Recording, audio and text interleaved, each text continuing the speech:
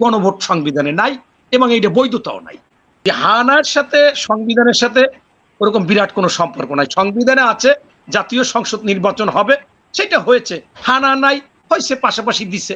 আপনার মনে করেন আপনি এক জায়গায় গেলেন বিচার করতে, ধারা অনুযায়ী বিচার করলেন, দুইজন পক্ষের লোক যে এইটা এই ক্ষতিগ্রস্ত হয়েছে সেটা হয়তোবা নাই আইনে, তাকেও হয়তোবা সেটা সিম্পেথির কারণে হতো।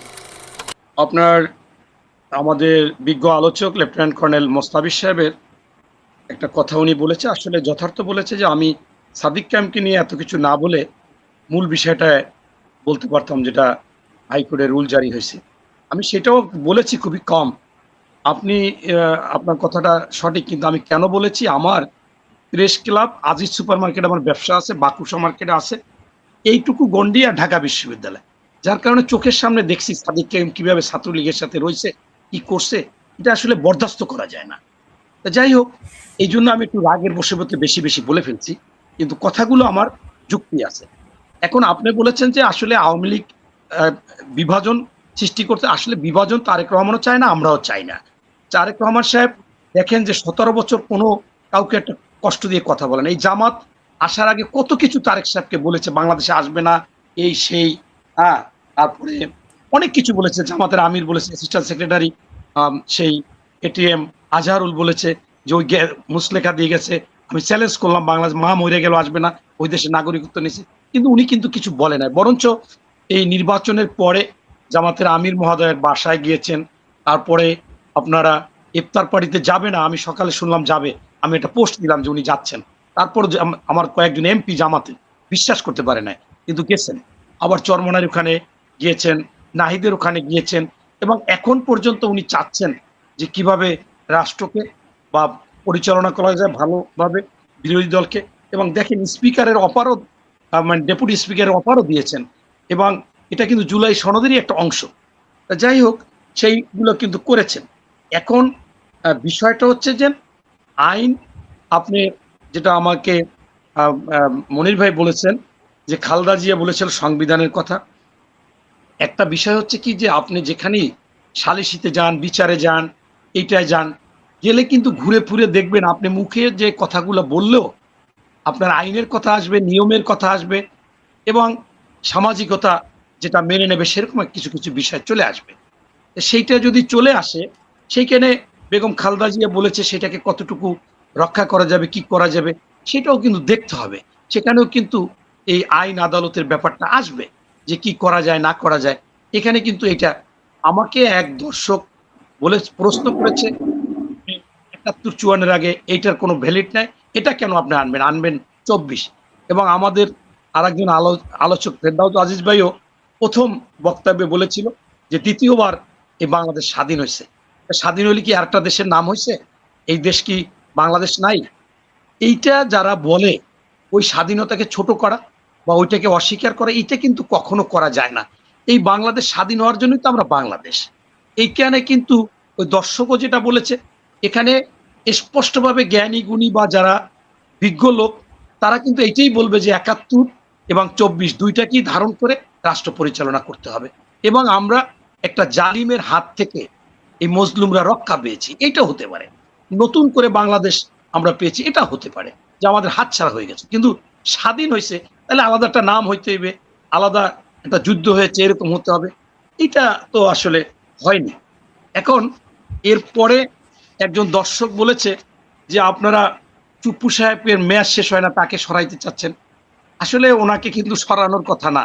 এখানে চুপ্পু সাহেব যদি স্বেচ্ছায় চলে যায়, আলোচনায় আছে কেডা প্রেসিডেন্ট ওনার পরে উনি গেলে, এখানে যদি সেটাই আমরা সরাইতে চাইতাম, তাহলে তো অবশ্যই আমরা বলতাম না যে উনি সংসদে ওনার প্রেসিডেন্টের ভাষণ দিবে।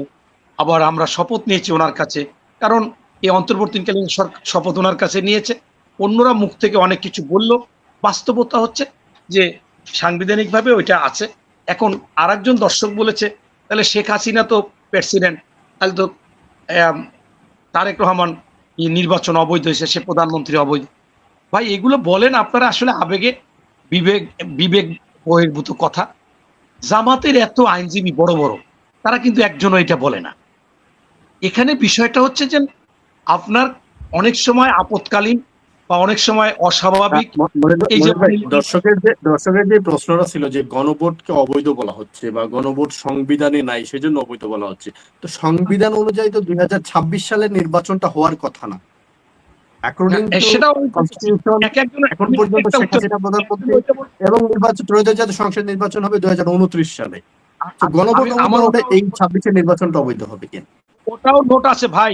আমি বলছি এক একজন এক একটা বলছে, তো আমি ধরে ধরে উত্তর দিচ্ছি। আপনার ওটাও আমার নোট আছে। যাই হোক, দুইটাই একসাথে উত্তর দিক। আপনার বিষয়টা হচ্ছে যে আপনার ওই সংবিধান অনুযায়ী যদি প্রেসিডেন্টের কাছে শপথ নিয়ে থাকে, ওই সরকার সংবিধান অনুযায়ী বৈধ হয়েছে। ওই সরকার যদি বৈধ হয়ে থাকে, এই জাতীয় সংসদ নির্বাচনও বৈধ হয়েছে। এখন আপনি বললেন যে গণভোট, আমরা বলতেছি বৈধ না। এটা আমরা আগেও বলেছি নোট অফ ডিসেন্টে যে এটা নাই কিছু। এই জন্য মেজর হাফিজ সাহেব বলছে যে উইলিংলি বলছে সাংবাদিকদের যে আমরা আসলে চিন্তা করলাম নির্বাচনটা হোক, এরা যে ই করতেছে, এরা যে নিয়ে আন্দোলন করতেছে, এটা আসলে কোনো যুক্তিতে আসে না, সেই জন্য আমরাও হায়ের পক্ষে গিয়েছি। এখন আমরা কিন্তু হায়ের পক্ষে ভোটও আমরা দিয়েছি, অনেকেই আমার ছেলে দিয়েছে, আমার পরিবার দিয়েছে। এখন মনে করেন যে আবার কিছু লোক নায়ের পক্ষেও দিচ্ছে। আমরা প্রথমে মনে করেছিলাম যে নায়ের দেব, পরবর্তীতে আমাদের নজরুল ইসলাম খান যখন বলছে যে নীতিগতভাবে আমরা সিদ্ধান্ত নিচ্ছি হায়ের দেব, আবার তারেক রহমানও দুইটা জায়গায় বলেছে। এই জন্য আমরা হয়তোবা কেউ হায়ে দিছে, কেউ নাই দিছে, হতে পারে। তবে মূল কথা ছিল যে জনগণের উপর ছেড়ে দেওয়া, যেহেতু এটা একটা ভোট, তাহলে আমরা কেন বইলে দিতে হবে। সেই ক্ষেত্রে মনে করেন হ্যাঁ ভোট বিএনপি থেকেও আসছে, জামাত থেকেও আসছে, বা যারা ভোটে নিরাপদ মানে অনেক ভোট নষ্ট হয়েছে, কেউ ভোট দেয়নি, সেখানে মনে করেন আসছে। সেই ক্ষেত্রে আমি মনে করি যে হানার সাথে সংবিধানের সাথে ওরকম বিরাট কোনো সম্পর্ক নাই। সংবিধানে আছে জাতীয় সংসদ নির্বাচন হবে, সেটা হয়েছে। হানা নাই হয়েছে, পাশাপাশি দিছে। আপনার মনে করেন আপনি এক জায়গায় গেলেন বিচার করতে, ধারা অনুযায়ী বিচার করলেন, দুইজন পক্ষের লোক যে এইটা এই ক্ষতিগ্রস্ত হয়েছে, সেটা হয়তোবা নাই আইনে, তাকেও হয়তোবা সেটা সিম্পেথির কারণে হতে পারে, এরকম অনেকগুলো হতে পারে। কিন্তু আমার আগের বারও বলেছি যে এই যে রুল জারি হয়েছে বা এইটা, সেখানে জামাতের বাগা বাগা আইনজীবী আছে, তারা কেন এটাকে ফেস করতেছে না যে এইটা নাই, এটা আইনে আছে। আসলে কিন্তু সত্যিকার অর্থেই এই গণভোট সংবিধানে নাই এবং এইটা বৈধতাও নাই। এখন আপনি সেইটাকে যদি আমরা বলতে পারবো, কিন্তু কার্যকারী হবে না। আমি আপনার এই টক শোতে ঢুইকা আমি 3টা টক শো দেখছিলাম, সেই 3টাই আপনার একই জিনিস, সংবিধান, গণভোট। সেইখানে প্রত্যেকে নিরপেক্ষ আলোচক ছিল, তারা প্রত্যেকেই একমতই হচ্ছে যে আসলে ওইটা সংবিধানে নাই, কিন্তু এটা বিএনপি করা উচিত, যেহেতু একটা ভোট হয়েছে। কিন্তু সেই ভোটটা তো নোট অফ ডিসেন্ট ছিল, সেগুলো তো নেই। তাই আমি মনে করি যে এটা আপনার বিএনপি যেভাবে ইনশাল্লাহ করতে চাচ্ছে, যেমন এই যে ডেপুটি স্পিকার দিতে চাচ্ছে, এই আরেকজন ভদ্রলোক বলছে যে জিয়াউর রহমান তো হানা করেছিল। ভাই, সেই হানা করেছে, সেইটার উপর আবার সংবিধানে অনেক কিছু হয়েছে। মূল কথা হচ্ছে সেই হানাতেও এই ধরনের যেগুলো অবজেকশন দেওয়া ছিল, সেইটাকে ভোট দিয়া সেটা বিস্তারিত না করা, এরকম কিন্তু ছিল না। সেটা ছিল রাষ্ট্র ক্ষমতায় জিয়াউর রহমান থাকবে কি থাকবে না, এটাও একটা নির্বাচন। আপনি সংবিধানে হয়তোবা সেইভাবে না থাকলেও আপনি পরবর্তীতে এটা নিয়ে পরে সংবিধানে আবার সংশোধন হয়েছে, অনেক কিছু হয়েছে।